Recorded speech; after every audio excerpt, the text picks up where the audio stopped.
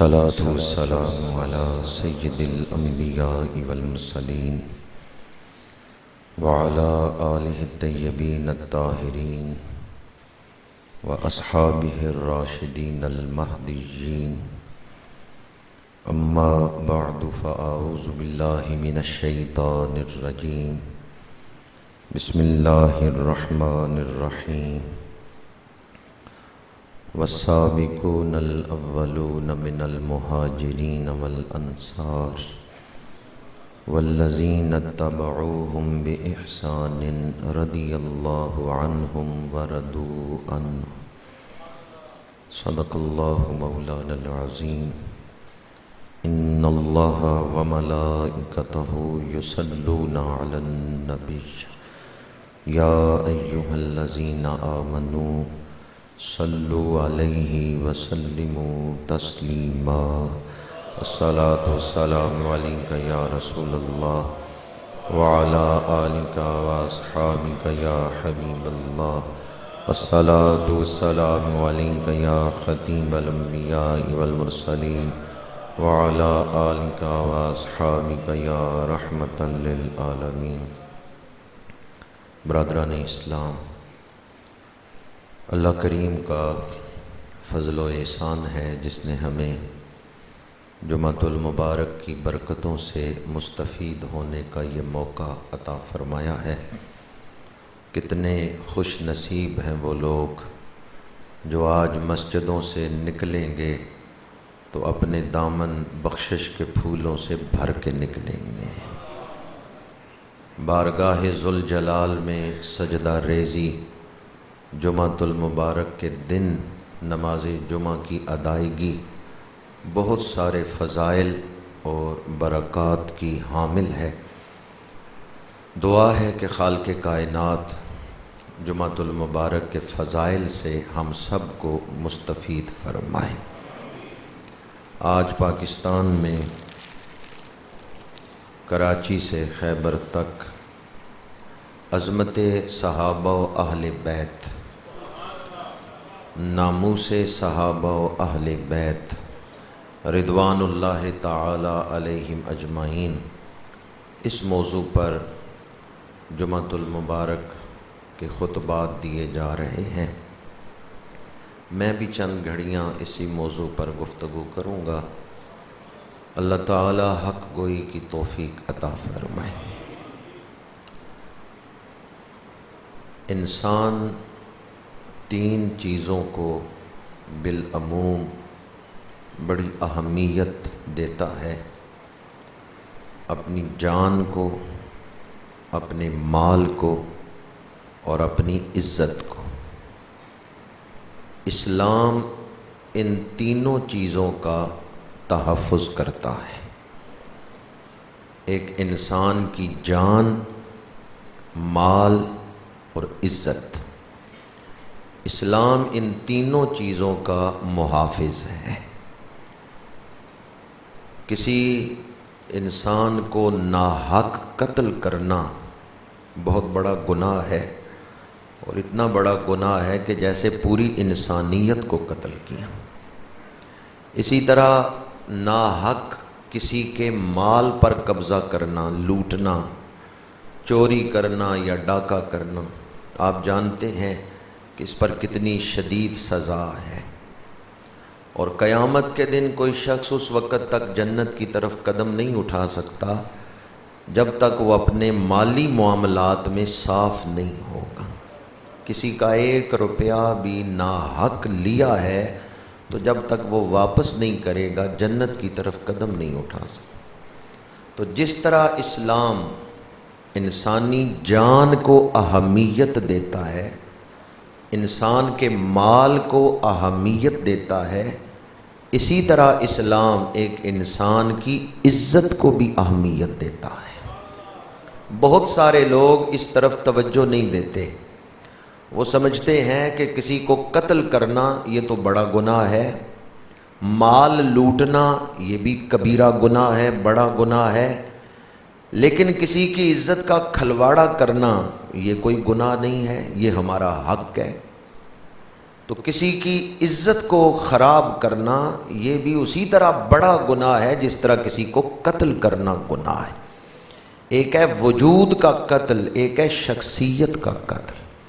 جب ہم کسی کی عزت کا کھلواڑا کرتے ہیں تو ہم اس کی شخصیت کا قتل کر رہے ہیں۔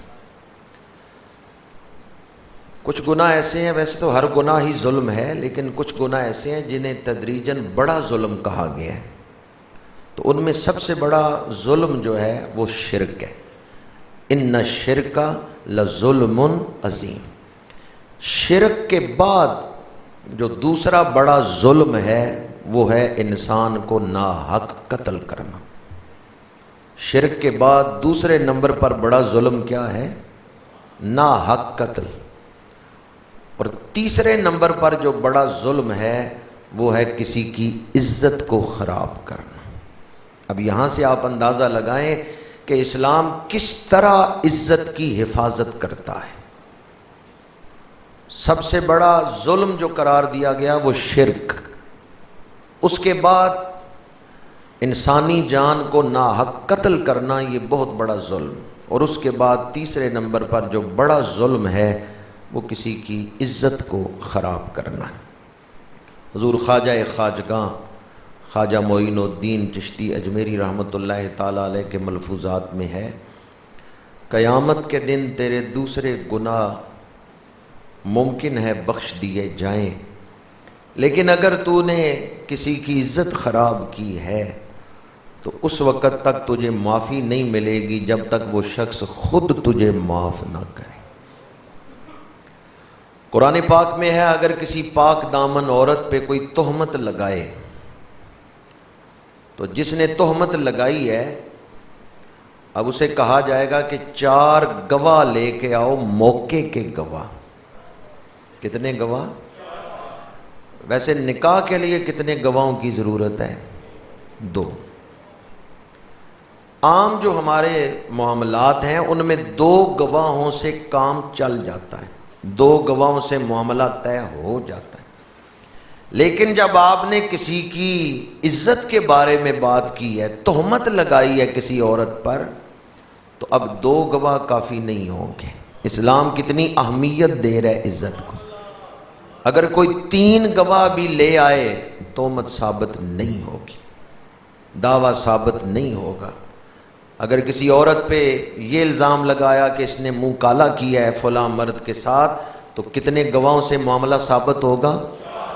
اگر مدعی دعویٰ کرنے والا 4 گواہ نہیں لا سکا تو اسے 80 کوڑے مارے جائیں گے، 80 کوڑے اسے مارے جائیں گے۔ اس نے ایک مسلمان کی عزت کو خراب کیا ہے۔ تو کسی کے بارے میں کردار کشی کرنی کہ اس نے فلاں برا کام کیا ہے، اس نے منہ کالا کیا ہے، زنا کیا ہے، تو اس سے پہلے یہ سوچ لیں اگر ثابت نہیں نہ کر سکتے، اور وہ بھی موقع کے 4 گناہ، 4 گواہ ان سے ثابت نہیں کر سکتے، تو پھر 80 کوڑوں کی سزا ہے۔ اور آئندہ کے لیے ساری زندگی وہ آدمی جس کو یہ 80 کوڑے لگ گئے وہ اسلامی عدالت میں گواہ نہیں بن سکتا، اس کی گواہی ہمیشہ کے لیے ریجیکٹ ہوگی۔ تو نے تو ایک موقع پہ جھوٹی تہمت لگائی تھی، ایک مسلمان کی عزت کو خراب کیا تھا، اور قرآن کہتا ہے یہ فاسق لوگ ہیں، یہ حدیں توڑنے والے لوگ۔ تو یہ جو حکم ہے کہ موقع کے 4 گواہ لاؤ ورنہ 80 کوڑے اور تمہاری گواہی بھی آئندہ کے لیے رد کر دی جائے گی، یہ احکامات بتا رہے ہیں اسلام ایک مسلمان کی عزت کو عام نہیں سمجھتا۔ اسلام کے نزدیک ایک انسان کی عزت بڑی اہمیت کی حامل ہے۔ حدیث پاک ہے، میرے آقا کریم صلی اللہ علیہ وآلہ وسلم نے ارشاد فرمایا سود کا جو گناہ ہے اس کے 70 سے کچھ زیادہ درجے ہیں، یعنی سود کے گناہ پر جو نوعیت ہے گناہ کی اس کی قسمیں 70 سے کچھ زیادہ ہیں۔ سب سے جو گھٹیا قسم ہے نا سود کی، وہ بھی اتنی شدت رکھتی ہے کہ جیسے سود خور نے اپنی ماں کے ساتھ زنا کیا ہے۔ یہ کم از کم درجہ ہے سود خور کا، جیسے اس نے اپنی ماں کے ساتھ منہ کالا کیا۔ جب یہ کم از کم درجہ ہے تو جو 70واں درجہ ہوگا وہ کتنا بڑا ہوگا، اس کی ہول ناکی کتنی ہوگی۔ فرمایا من ادنی الربا، جو کم از کم درجہ ہے وہ تو ماں کے ساتھ منہ کالا کرنا ہے، لیکن جو سب سے اعلیٰ درجہ ہے سود کا، بلند ترین درجہ ہے، وہ کیا ہے؟ الاستطالۃ فی ارد المسلم بغیر حق، جو کسی مسلمان کی عزت کو خراب کرتا ہے، نا حق اس کی عزت کو برباد کرتا ہے، نا حق بغیر حق۔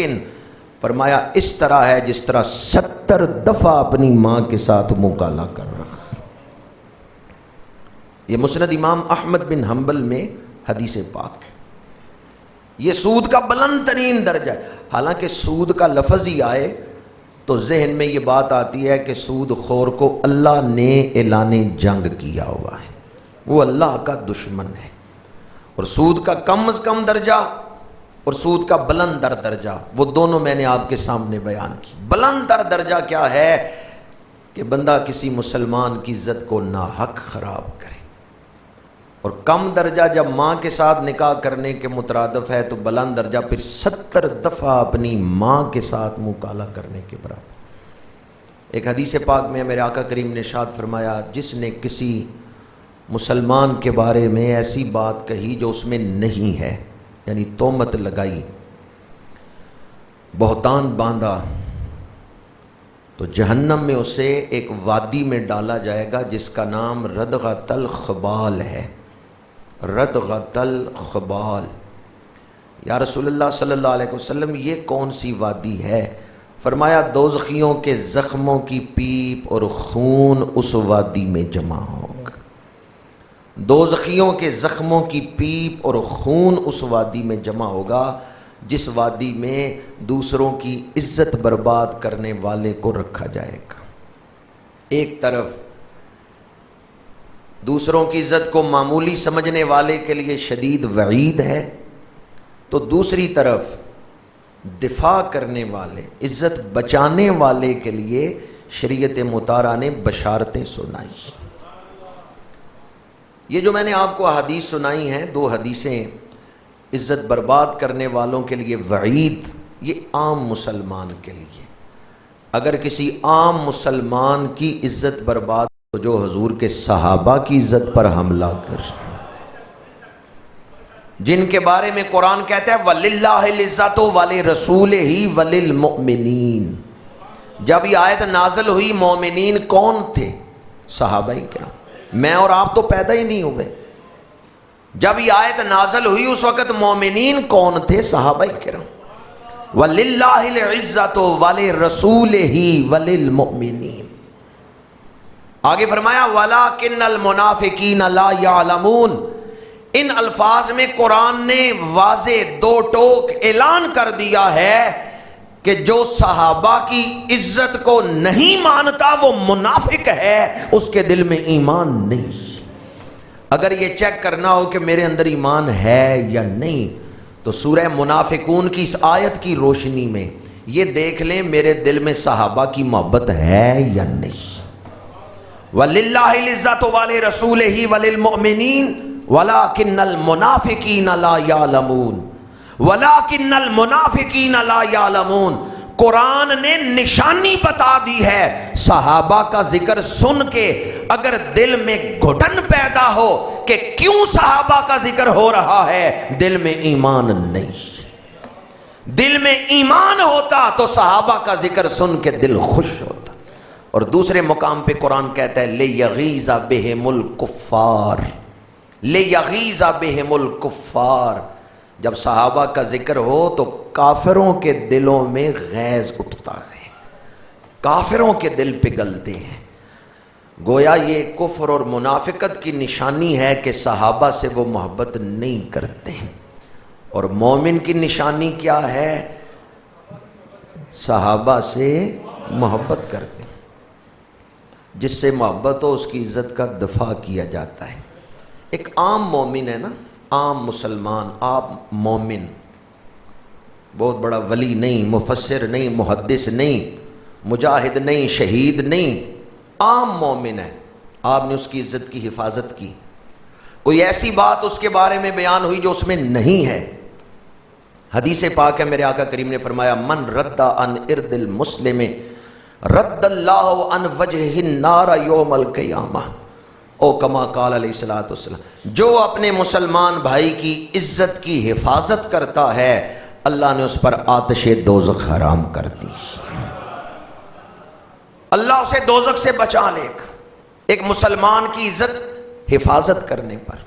دوسری حدیث پاک میرے آقا کریم صلی اللہ علیہ وآلہ وسلم نے ارشاد فرمایا من حما مؤمنا من منافق اراہ قال بعث اللہ ملکا یحمی لحمہ یوم القیامت من النار، او کما قال علیہ الصلوۃ والسلام۔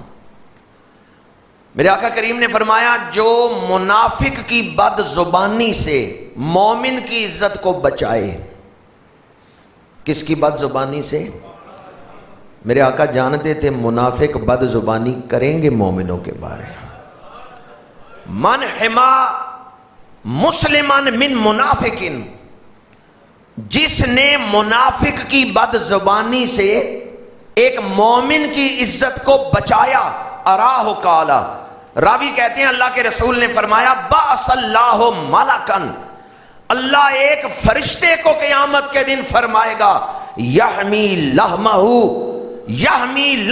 یوم القیامت من النار، جب یہ پل صراط پہ چڑھے تو نے اس کے ساتھ رہنا ہے، یہ پوچھے کہ تو کون ہے جو میرے ساتھ ہے، کہنا تو نے ابو بکر کی عزت بچائی تھی، میں تجھے جہنم سے بچاؤں۔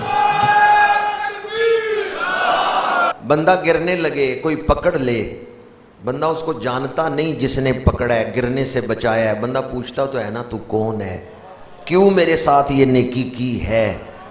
قیامت کے دن فرشتہ اس کے دائیں بائیں چلے گا، جب وہ پل صراط پہ چڑھے گا بندہ پوچھے گا تو کون ہے جو میرے ساتھ ہے، فرشتہ کہے گا اللہ نے میری ڈیوٹی لگائی ہے، اس بندے نے ابو بکر کی عزت بچائی تھی تو اسے دوزخ سے بچا، اس نے عمر کی عزت بچائی تھی تو دوزخ سے اس کو بچا، اس نے ایک مومن، وہ تو بڑی شان والے ہیں نا، سیدنا صدیق اکبر رضی اللہ تعالیٰ عنہ تو بڑی عظمت والے ہیں، حضرت فاروق اعظم تو مراد مصطفیٰ ہیں، ہماری ڈیوٹیاں ان کی عزت ہماری ڈیوٹیوں کی محتاج نہیں ہے، ان کی عزت کا تو اللہ خود محافظ ہے۔ حدیث پاک کی روشنی میں اگر آج آپ کسی عام مسلمان کی عزت بھی بچاتے ہیں، قیامت کے دن اللہ فرشتہ آپ کی معیت میں لگا دے گا، اس فرشتے سے کہے گا اس مومن کو آگ سے بچا کے جنت تک لے جاؤ۔ اگر ایک عام مومن کی عزت بچانے پر اس قدر اجر ہے، دفاع کرنے پر، تو جو ہمارے محسن ہیں، من لم یشکر الناس لم یشکر اللہ، سب سے بڑا احسان ہمارے اوپر رحمت للعالمین صلی اللہ علیہ وآلہ وسلم کا۔ اعلیٰ حضرت فرماتے ہیں اور تم پہ میرے آقا کی عنایت نہ سہی، منکروں کلمہ پڑھانے کا بھی احسان کیا۔ تو سب سے پہلے ہمارے اوپر احسان کس کا ہے؟ رحمت للعالمین، وما ارسلناک الا رحمت للعالمین۔ سب سے بڑا احسان ہمارے اوپر پوری کائنات پہ محسن انسانیت کا ہے۔ الحمدللہ ہم مسلمان ہیں، قرآن پڑھتے ہیں، نمازیں پڑھتے ہیں، دین کے احکامات سے واقف ہیں، ماں بہن کا مقام پہچانتے ہیں، رشتوں کا تقدس جانتے ہیں، انسانوں والی زندگی گزار رہے ہیں۔ یہ اللہ کا دین ہم تک پہنچا کیسے؟ جنہوں نے اپنی جان، اپنا مال، اپنی اولاد کی قربانیاں دے کر دین ہم تک پہنچایا ہے، وہ ہمارے محسن ہیں یا نہیں؟ جنہوں نے ہمیں انسان بنایا ہے، دین کے بغیر شکل انسانوں والی ہوتی ہے، بندہ انسان نہیں ہوتا، بے دین بندہ انسان نہیں ہوتا۔ جہاں دین ہے وہاں برکتیں ہیں، وہاں انسانیت ہے، وہاں خیر ہے۔ ہمیں انسانی شرف پہنچانے میں صحابہ کرام کا بہت بڑا احسان ہے۔ میرے آقا کریم مکہ سے ہجرت کر کے مدینہ منورہ تشریف لائے تو میزبان کون تھے جن کے گھر حضور ٹھہرے ہیں؟ حضرت ابو ایوب انصاری۔ ان کا روزہ کہاں ہے؟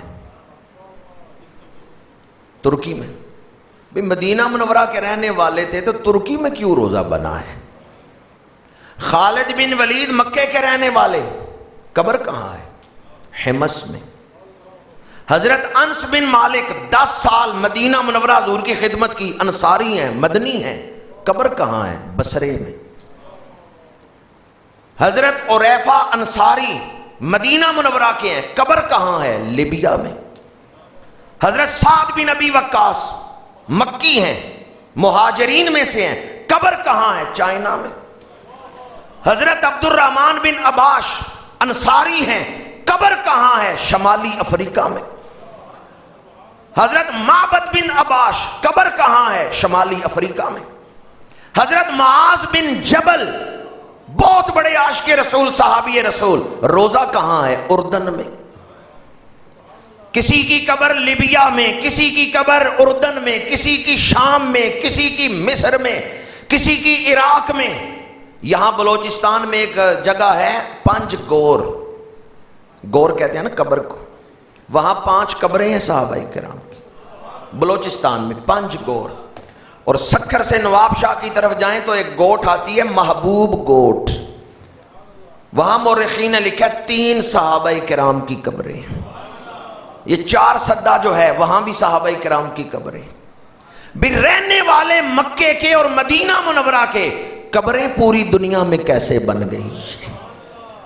انہوں نے حضور کے دین کو سینے سے لگایا، گھر بار چھوڑ دیا ہے، دنیا بھر میں حضور کے نام کا ہوکا دیتے رہے۔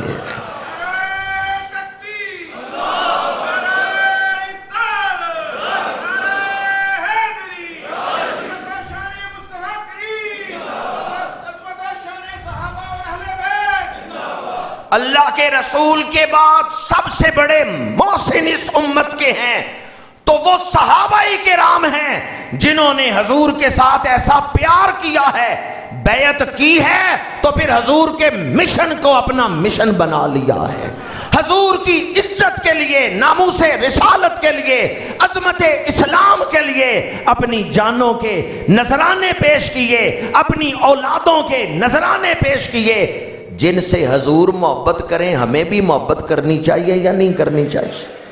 ایک جنگ میں حضرت جلیبیب رضی اللہ تعالیٰ عنہ شہید ہوئے، اور بھی بہت سارے صحابہ شہید ہوئے تھے۔ میرے آقا کریم نے فرمایا جلیبیب کہاں ہے؟ تلاش کیا گیا، نہیں ملے، صحابہ ڈھونڈ رہے ہیں، نہیں ملے۔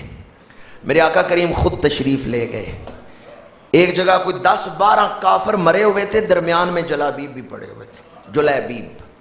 میرے آقا کریم نے فرمایا میرا غلام ان 12 کافروں کو دوزخ میں پہنچا کے شہید ہوا ہے۔ ارد گرد کافروں کی لاشیں پڑی ہوئی تھیں، فرمایا یہ بہادر ہے۔ اب ذرا دل تھام کے سنیں، حضور نے ان سے محبت کیا کی ہے۔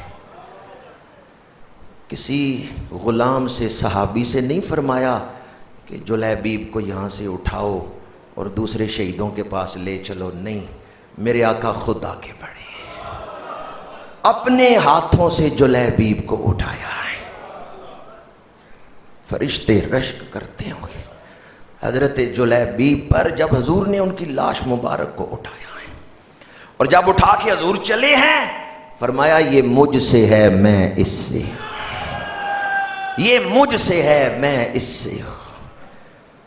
آنکھوں سے اشکوں کی برسات لگی ہے، اپنے ہاتھوں سے حضور نے لاش مبارک کو اٹھایا ہے، اور اپنے ہاتھوں سے اٹھا کے دوسرے شہیدوں کے ساتھ لا کے لاش مبارک کو رکھا۔ جن سے حضور محبت کریں ہمیں محبت کرنی چاہیے یا نہیں کرنی چاہیے؟ صحابہ کا دشمن دین کا دشمن، صحابہ کا دشمن کس کا دشمن ہے؟ یہ دین پوری دنیا میں پھیلا۔ تو میں نے چند ایک مثالیں دی ہیں، ورنہ تفصیل میں جاتا تو سارا وقت اسی میں گزر جاتا کہ صحابہ کی قبریں کہاں کہاں ہیں، دنیا میں کہاں کہاں صحابہ پہنچے اور اللہ کا دین وہاں تک پہنچایا ہے۔ اللہ کی عظمت کے منارے ہیں صحابہ، ہیں چاند محمد تو ستارے ہیں صحابہ، ہمارے دل و جان قربان ہیں تم پر، ہم فخر سے کہتے ہیں ہمارے ہیں صحابہ۔ اللہ کی عظمت کے منارے ہیں صحابہ، ہیں چاند محمد تو ستارے ہیں صحابہ، ہمارے دل و جان قربان ہیں تم پر، ہم فخر سے کہتے ہیں نہیں وہی کہ جو ہمارے سمجھتا ہے، ہم فخر سے کہتے ہیں، ہم فخر سے کہتے ہیں جنہیں حضور اپنا کہیں۔ جب حضرت الحبیب کو اٹھایا فرمایا یہ مجھ سے ہے میں اس سے ہوں۔ حضرت سلمان فارسی مدینہ منورہ میں آئے ہیں، انصار نے کہا یہ ہم میں سے ہیں، مہاجرین نے کہا ہم میں سے ہیں، کیونکہ حضرت سلمان کے بارے میں آپ جانتے ہیں سلمان فارسی ایران کے تھے، مدینہ منورہ میں ان کا قبیلہ کوئی نہیں تھا۔ انصاریوں نے کہا ہم میں سے ہیں، یہ ہمارے اندر شمار ہوں گے، مہاجرین نے کہا ہم میں شمار ہوں گے۔ میرے آقا کریم نے فرمایا سلمانو منا اہل البیت، سلمان میرے اہل بیت میں سے ہیں، جنہیں حضور اپنا کہیں، ہمیں بھی اپنا کہنا چاہیے یا نہیں کہنا چاہیے؟ اور جنہیں حضور اپنا کہیں اگر کوئی ان سے بغض کرے وہ اللہ کا بھی دشمن ہے، اللہ کے رسول کا بھی دشمن ہے۔ جو صحابہ کا دشمن وہ دین کا دشمن، صحابہ کا دشمن، صحابہ کا دشمن دین کا دشمن۔ مسند امام احمد میں حدیث پاک ہے، میرے آقا کریم صلی اللہ علیہ وآلہ وسلم نے ارشاد فرمایا، اللہ کریم نے انسانی دلوں پر نگاہ فرمائی۔ مسند امام احمد میں یہ روایت ہے، اللہ تعالیٰ نے انسانی دلوں پر نظر فرمائی تو سب سے شان والا دل خاتم النبیین صلی اللہ علیہ وآلہ وسلم، اللہ نے اس دل کو اپنی طرف متوجہ کر لیا ہے، شان عطا فرما دی، ختم نبوت کا تاج پہنا کے دنیا میں بھیجا۔ پھر اللہ نے انسانی دلوں پر نگاہ فرمائی، نبیوں کے بعد جو دل اللہ کو سب سے پیارے لگے اللہ نے ان دلوں کو اپنے محبوب کا صحابی بنا دیا ہے۔ یاد رکھیں جب میں صحابی کا لفظ بول رہا ہوں اہل بیت اس میں شامل ہیں، مولا علی صحابی ہیں یا نہیں ہیں، سیدہ نساء العالمین صحابیہ ہیں، حضور کی تمام ازواج مطہرات وہ اہل بیت بھی ہیں صحابیات بھی ہیں، حضور کی اولاد پاک، حضور کے اہل خاندان حضرت عباس، حضرت امیر حمزہ یہ سب اہل بیت بھی ہیں، حضور حیدر کرار، حسنین کریمین، عبداللہ بن عباس یہ صحابی بھی ہیں اہل بیت بھی ہیں۔ تو صحابی کا لفظ وہ جامع ہے جس میں اہل بیت بھی شامل ہیں۔ اللہ کریم نے جب نبیوں کے بعد دلوں کی طرف نگاہ فرمائی تو جو دل سب سے زیادہ پیارے لگے ان کے دلوں میں اپنے محبوب کا پیار ڈال دیا ہے۔ اب اس جملے کی میں تشریح نہیں کر سکتا کہ اللہ کو وہ دل کتنے پیارے لگے جنہیں محبوب کے قریب کر دیا ہے۔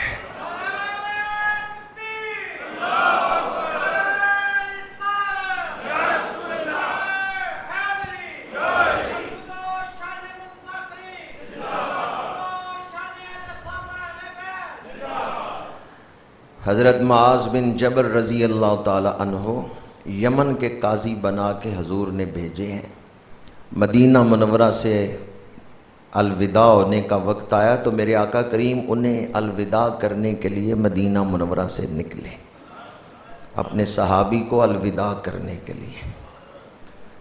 راستے میں کئی موضوعات پہ گفتگو ہوتی رہی، حضور ارشادات سے نوازتے رہے، معاذ بن جبل سنتے رہے۔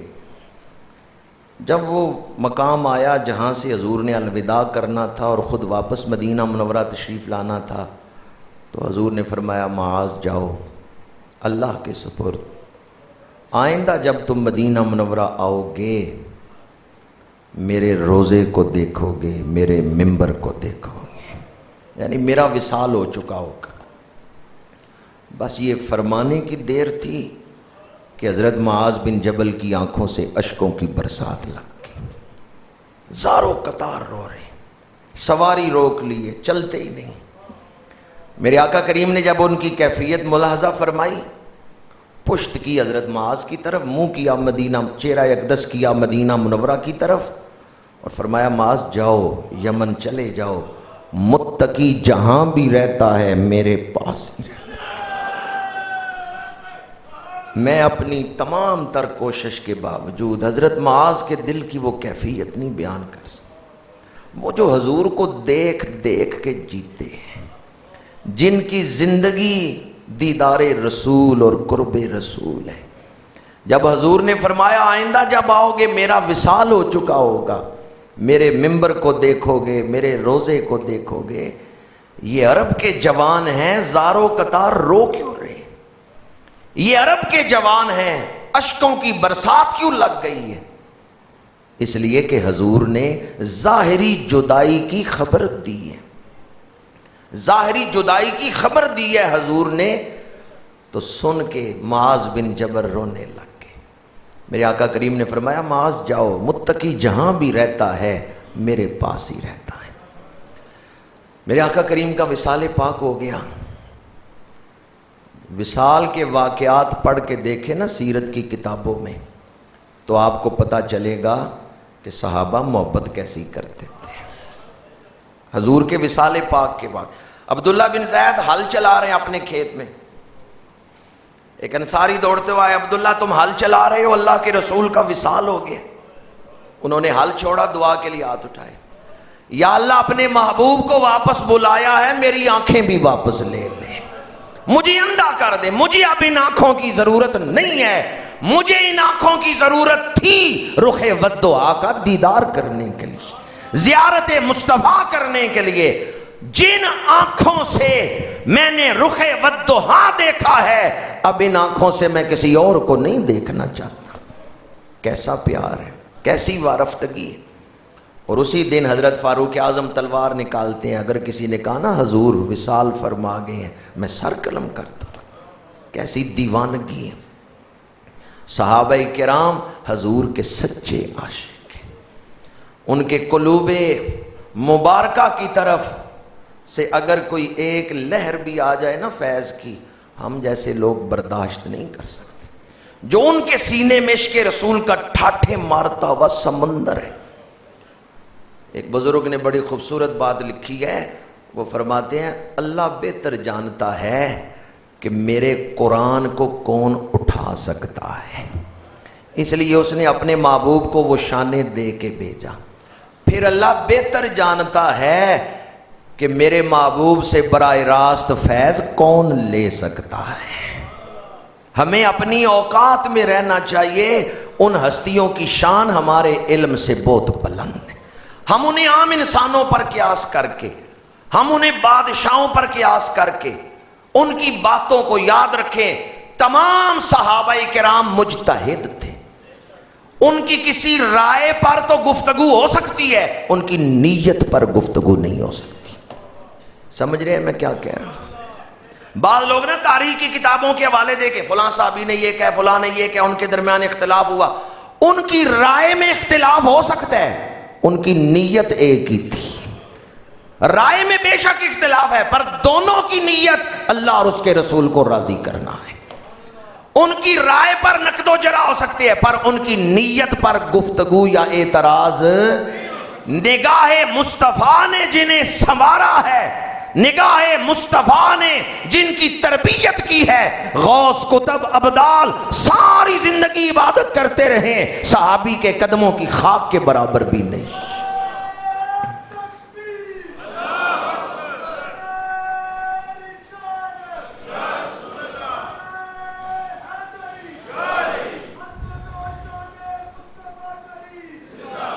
شیطان ہمارا دشمن ہے، وسوسے ڈالتا رہتا ہے۔ آپ نے اکثر سورہ والناس سنی ہوگی، پڑھتے ہوں گے، قل اعوذ برب الناس مالک الناس الہ الناس من شر الوسواس، یہ خناس کا کام ہے وسوسے ڈالنا۔ الذی یوسوس فی صدور الناس، خناس تو اپنا کام کرے گا، وسوسے ڈالے گا۔ مومن وہ ہے جو وسوسے کو جھٹک دے، وسوسے کو لے کے نہ چل پڑے۔ خناس کا کام ہے وسوسے ڈالے گا، فلاں صحابی نے یہ کیا ہے، اور خناس کا کام ہے اہل بیت کے بارے میں وسوسے ڈالے گا۔ امام مکے میں رہتے، کربلا کی طرف جاتے ہی نہ، امام بیعت کر لیتے، واقعہ ہی نہ ہوتا۔ یہ سارے وسوسے خناس ڈالے گا، لیکن ان وسوسوں سے جو بچے گا وہی ایمان لے کے دنیا سے جائے گا۔ پر یا اسی دا جانیے جس دا، جب بھی کوئی کمزور بات ذہن میں آئے، جب بھی کوئی وسوسہ ذہن میں آئے، تو شیطان کے دوست بن کے وسوسے کو لے کے نہ چل پڑے، بلکہ فوراً اس وقت پڑھیں لا حول ولا قوت الا باللہ العلی العظیم۔ میری کیا اوقات ان کے فیصلوں پر گفتگو کروں جن کی شان اللہ نے قرآن میں بیان کی۔ اہل بیت اور صحابہ کو کبھی تاریخ کی کتابوں میں نہ تلاش کریں، قرآن میں تلاش کریں۔ اہل بیت کون ہیں؟ انما یرید اللہ لیذھب عنکم الرجس اہل البیت ویطہرکم تطہیرا۔ تطہیرا کا مطلب کیا ہے؟ اہل بیت کے ذہن بھی پاک ہیں، اہل بیت کے دل بھی پاک ہیں، اہل بیت کی زبانیں بھی پاک ہیں، اہل بیت کا قول بھی پاک ہے، اہل بیت کا فعل بھی پاک ہے۔ زبانیں بارگاہ نبوت سے، نگاہ نبوت سے انہیں جو شان ملی ہے وہ یہ ہے کہ اللہ نے ان کو پاکیزگیاں عطا فرما دی ہیں۔ اب یہ شان اہل بیت کی قرآن نے بیان کی ہے۔ صحابہ کی شان کیا ہے؟ قرآن کہتا ہے والسابقون الاولون من المہاجرین والانصار والذین اتبعوہم باحسان رضی اللہ عنہم ورضوا عنہ۔ صحابہ کی تو شان ہی بڑی ہے، جو ان کے پیچھے چلے گا اللہ اس پر بھی راضی ہو گیا۔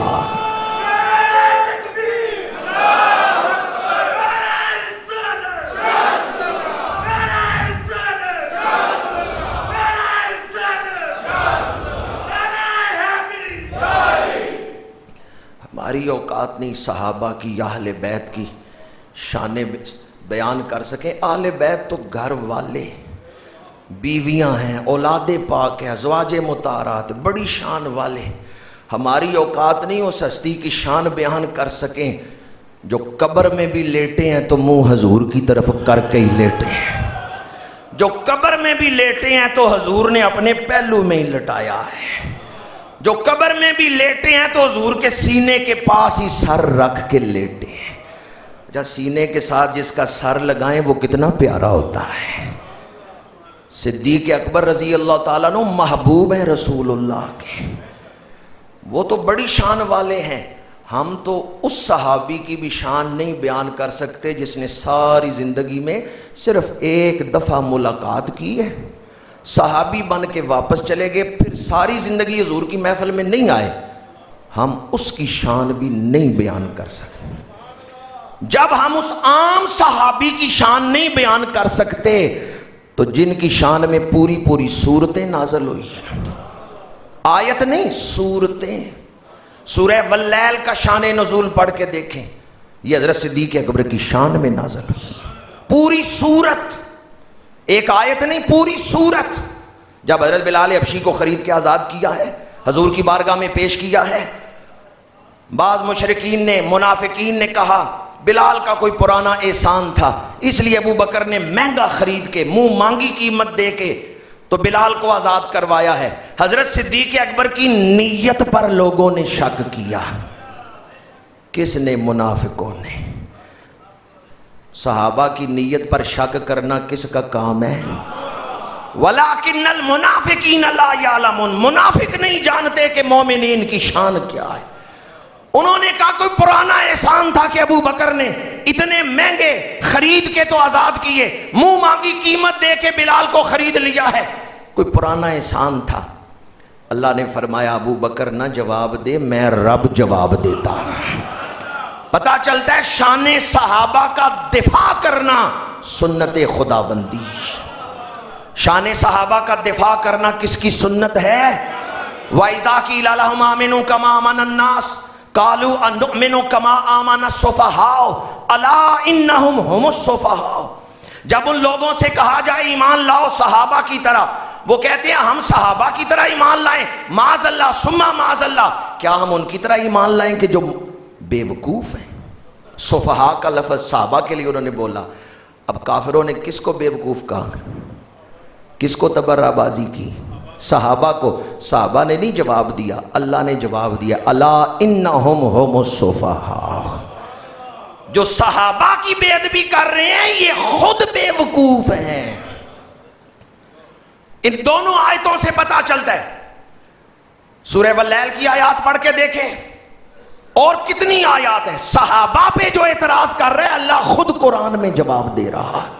حضرت صدیق اکبر کی نیت پہ اعتراض ہوا، اللہ کریم نے فرمایا وَسَيُجَنَّبُهَا الْأَتْقَى الَّذِي يُؤْتِي مَالَهُ يَتَزَكَّى وَمَا لِأَحَدٍ عِندَهُ مِن نِعْمَةٍ تُجْزَى مِن نِعْمَةٍ تُجْزَى إِلَّا ابْتِغَاءَ وَجْهِ رَبِّهِ الْأَعْلَىٰ. ابو بکر نے مال خرچ کیا ہے تو اپنے رب کی رضا حاصل کرنے کے لیے خرچ کیا. إِلَّا ابْتِغَاءَ وَجْهِ رَبِّهِ الْأَعْلَىٰ. آگے کیا ہے جی؟ وَلَسَوْفَ يَرْضَىٰ. اللہ ان قریب ابو بکر کو راضی کرے گا. اس سے اگلی صورت کون سی ہے؟ حفاظ بھی بیٹھے ہیں. اگلی صورت ہے وَالضُّحَىٰ. وَالضُّحَىٰ وَاللَّيْلِ إِذَا سَجَىٰ مَا وَدَّعَكَ رَبُّكَ وَمَا قَلَىٰ وَلَلْآخِرَةُ خَيْرٌ لَكَ مِنَ الْأُولَىٰ وَلَسَوْفَ يُعْطِيكَ رَبُّكَ. پچھلی صورت میں اللہ نے فرمایا اللہ ابو بکر کو راضی کرے گا.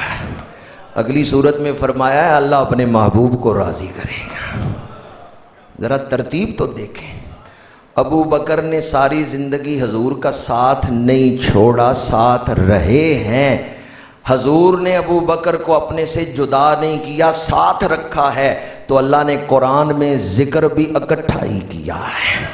پچھلی صورت میں ہے وَلَسَوْفَ يَرْضَىٰ، اگلی صورت میں ہے وَلَسَوْفَ يُعْطِيكَ رَبُّكَ فَتَرْضَىٰ.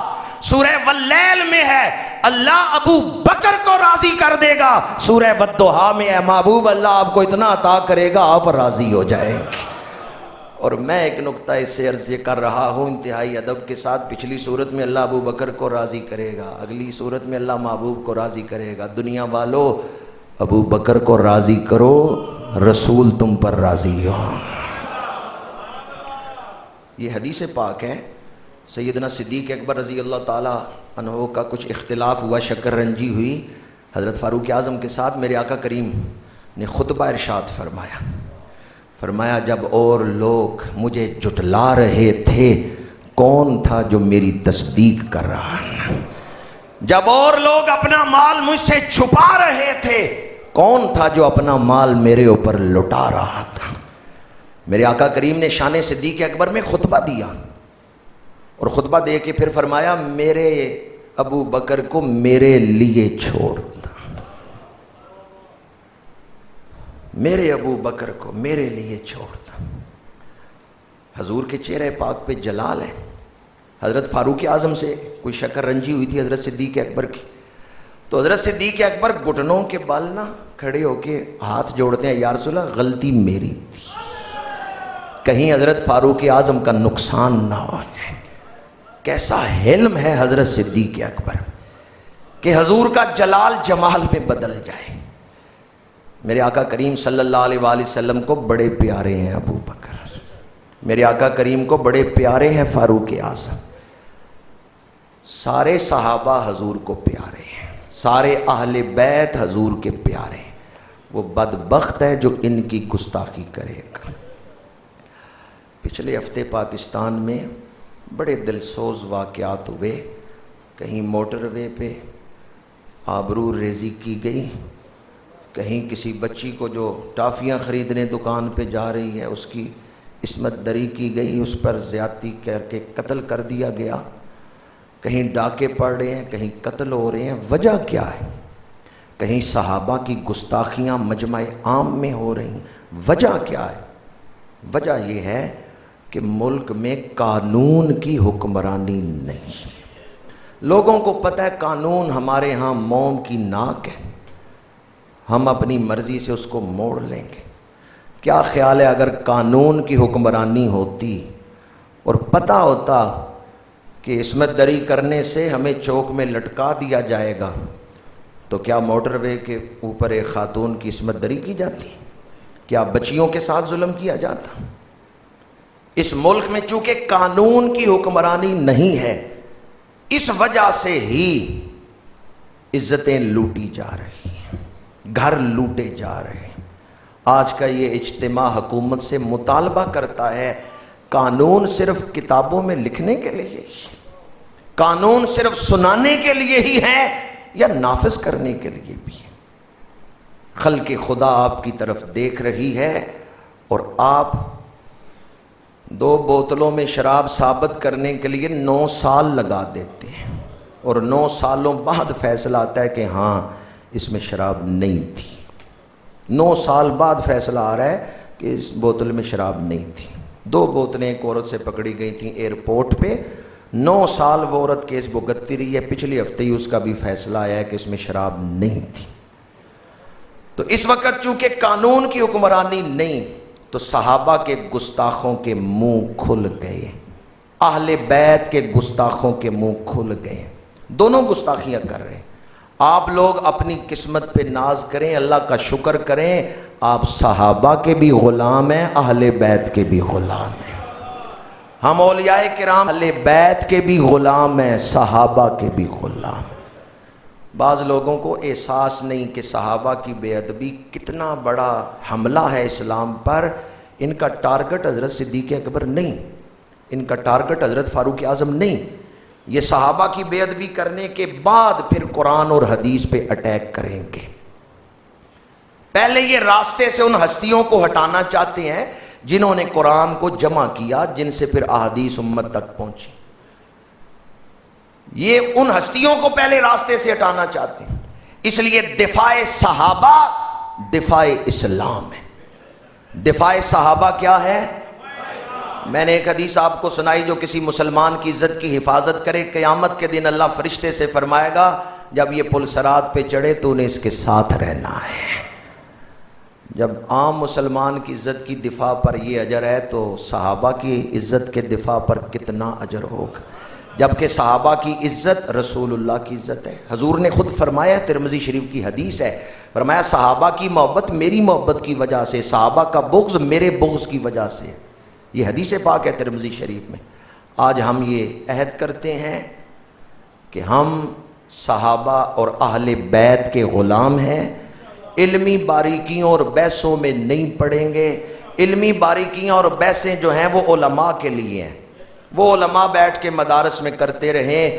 ہم آج اپنے دل کے ساتھ عہد کرتے ہیں، موت تک، آخری سانس تک نہ اہل بیت میں سے کسی کے بارے میں کمزور لفظ بولیں گے یا سنیں گے، نہ ہی صحابہ میں سے کسی کے بارے میں کمزور لفظ بولیں گے۔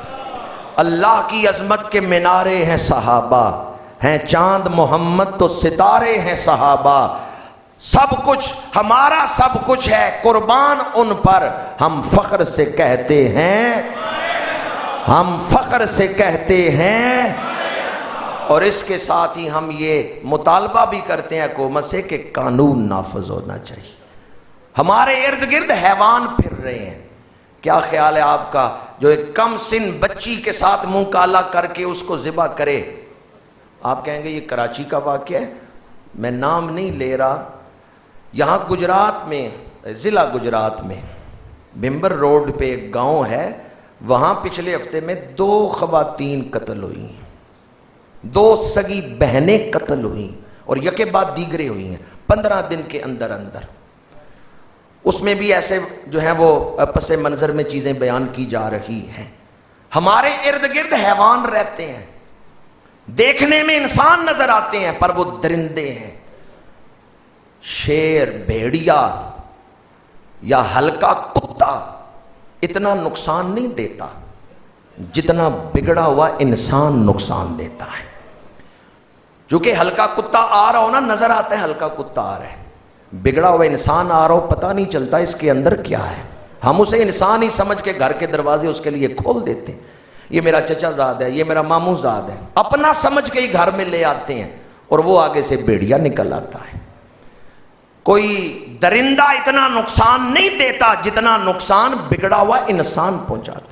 ہمارے ارد گرد حیوان رہتے ہیں، اس لیے جب تک قانون کی حکمرانی نہیں ہوگی ملک میں نہ امن قائم ہوگا نہ انسانیت محفوظ ہے۔ اللہ تعالیٰ اس دور کے فتنوں سے ہمیں محفوظ رکھے، عقیدے اور عمل کی حفاظت کی توفیق عطا فرمائے، اللہ تعالیٰ فکر آخرت عطا فرمائے۔